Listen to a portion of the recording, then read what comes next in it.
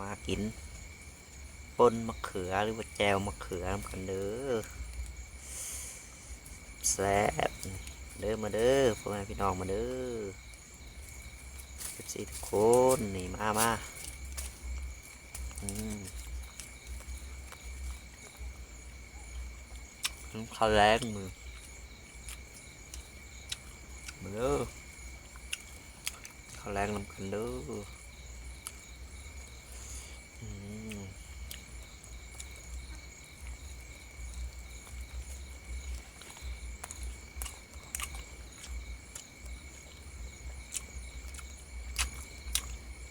มาแบบมืด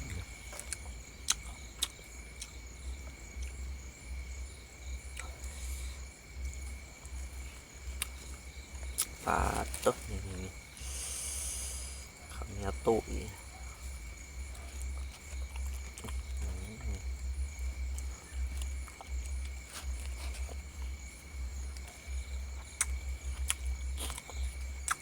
น้ำมันยาถึงกับ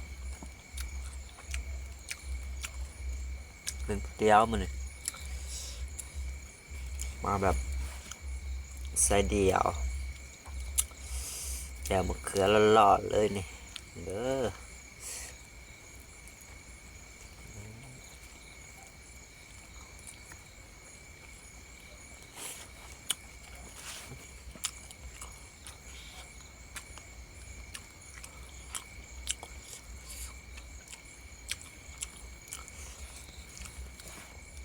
ละลายในปากเลยกินเข้าไป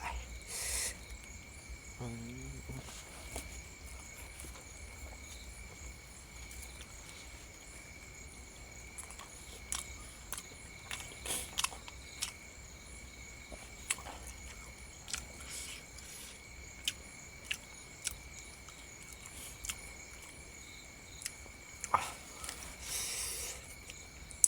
โอ้แซ่บพี่น้องแซ่บ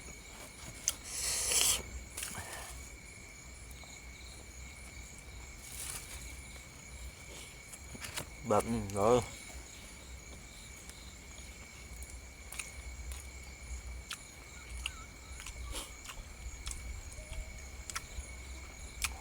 อ่าแซ่บไปเลย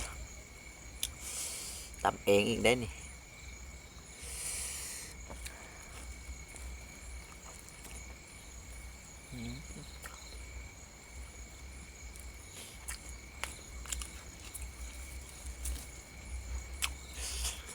หิวข้าวพี่น้องหิวข้าว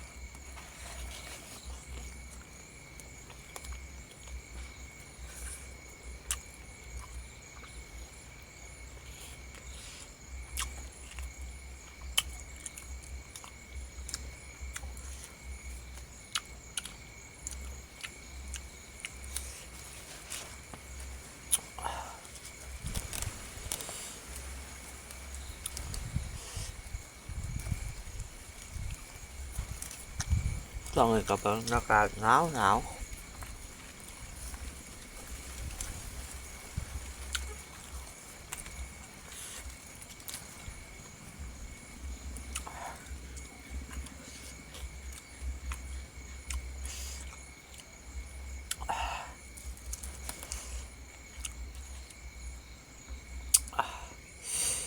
แซ่บขนาดเด้อบนเครือคนนี้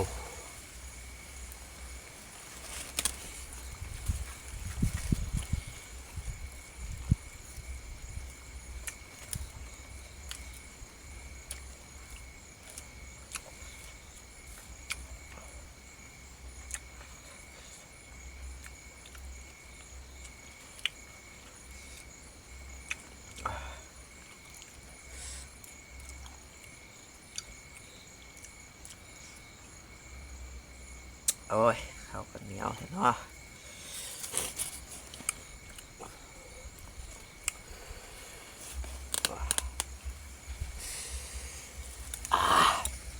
มาพี่น้องมา